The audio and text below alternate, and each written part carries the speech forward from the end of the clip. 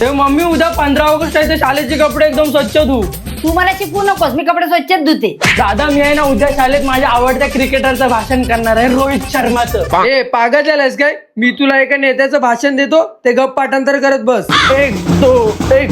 काय रे, हे काय करतोस? उद्या शाळेत परेड आहे ना, त्याची प्रॅक्टिस करतोय. एक दो एक. दादा माझं पाठांतर घे. झालं पाठांतर? पूर्ण झालं. हा सर बोल. अध्यक्ष महाशय, पूज्य गुरुजन वर्ग आणि येथे जमलेल्या माझ्या तमाम बंधू भगिनींनो आणि मातांनो. पागलच घे, काय बोलतोय? येथे जमलेल्या माझ्या बालमित्रांनो, मी तुम्हाला जे काही 2 शब्द सांगणार आहे ते तुम्ही शांतचित्तेने ऐका, ही माझी नम्र विनंती आहे. आता मी माझ्या भाषणाला सुरुवात करतो. मम्मी पप्पांची बोलते. मला ते ना, मला पप्पांना ते आणायला सांगायचंय. हॅलो पप्पा, घरी येताना मला तिरंग्याचा बॅच घेऊन या शर्टावर लावायला.